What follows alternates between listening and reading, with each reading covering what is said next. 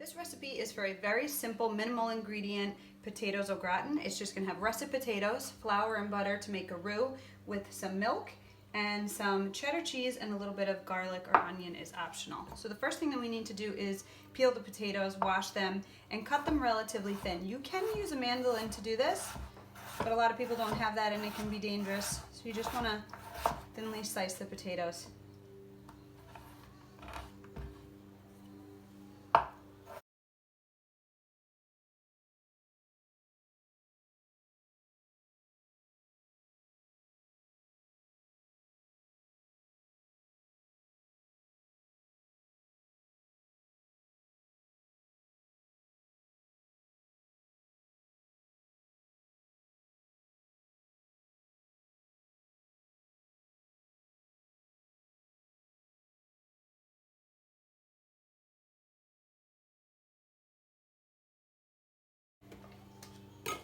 Okay, once the potatoes are all sliced, you don't want these to turn brown while we're making the sauce. So we're just gonna keep these in a little bit of water. In the meantime, over here, I'm gonna make my sauce. So the first thing that I'm gonna start with is some melted butter. So put that into the pan and get that melting. And I think the number one thing that makes this dish delicious or not is if it's properly seasoned with salt. And potatoes usually need a lot of salt. So I'm not going to give a measurement for that. I would say that this was about 5 medium to large russet potatoes, and this is about 3 tablespoons of butter. And just for a little extra flavor in the roux, I just have 1 thinly sliced clove of garlic that I'm going to add to the butter. So I'm not going to give an amount for the salt and pepper.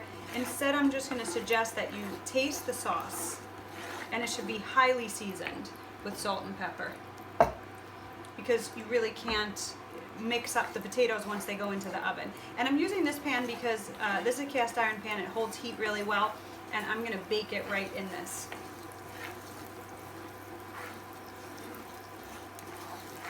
So I'm just going to let that garlic brown a little bit. And I'm going to start with about a teaspoon of salt,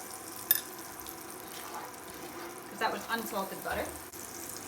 And instead of making a cheese sauce like you would for macaroni and cheese, I'm going to put the cheese on top. And you could do this with Gruyere cheese, which is really nice, or Swiss, Parmesan. Mozzarella doesn't really have a lot of flavor to do with potatoes. I wouldn't do that. And this is a sharp cheddar.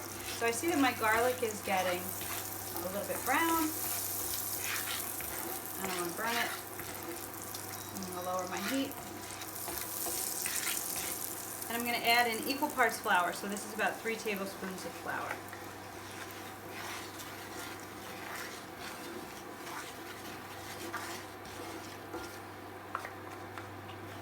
Okay, and that's the roux, and that makes up our little thickening paste. And I'm just going to cook that until the raw flour flavor goes away. And I browned the butter a little bit, so this has a little bit of a beige tint to it, which is fine. The brown butter has great flavor. And I'm going to slowly whisk in. Actually, I'm not whisking because I'm using a wooden spoon. I don't want to use a whisk in this pan. So I'm going to slowly stir in my milk, and you can see it thickens up right away. And you could use heavy cream for this recipe. You could use straight heavy cream and no roux. But I don't ever have heavy cream in the house. And I always have milk. And I always have flour and butter.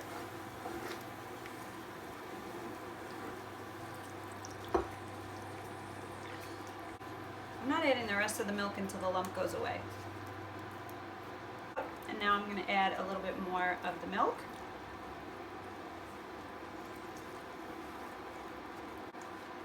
Once those big lumps are gone, this will come together. It looks like it might not, but as soon as it heats up, that smoother mixture will mix into the other milk. And as it comes to a boil, it'll all thicken up and get nice and creamy, and I'm going to be able to taste it. It's not as super thick as it was before, which is good because it's going to bake for a while, and the potatoes are also going to give off some starch and add to the thickness. So I'm going to taste it now.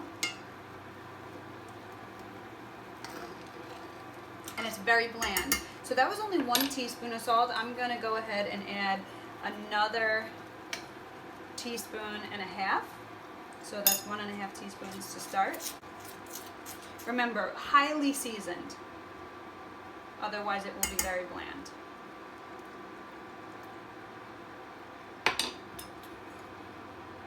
Okay, so that was 1.5 teaspoons. Now we're up to 2. I'm gonna go 2.5. And this is kosher salt, so it is lower in sodium. Pepper.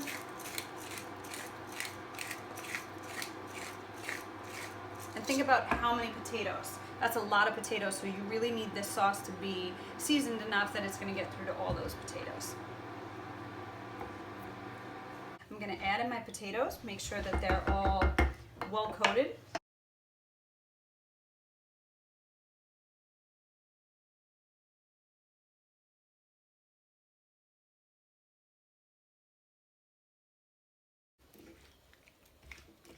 And you could spend a lot of time layering this beautifully, but ultimately the most beautiful part is going to be that cheesy crust and the brown bubbles on the side, so I don't usually fuss with that. Okay, they look like they're all covered. So I'm going to make sure that there's none that are sticking together there. There's a couple. They do tend to do that, stick together, and you don't want there to be any like that. Okay.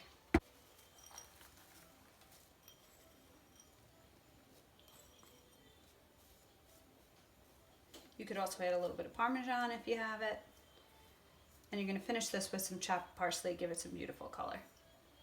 And you could do white cheddar. I liked a little bit of contrast between the yellow cheddar and the white sauce. I'm going to cover this in tin foil and bake this at 350 for about an hour. And I'm going to test it to make sure that the potatoes are tender when a knife can go all the way through.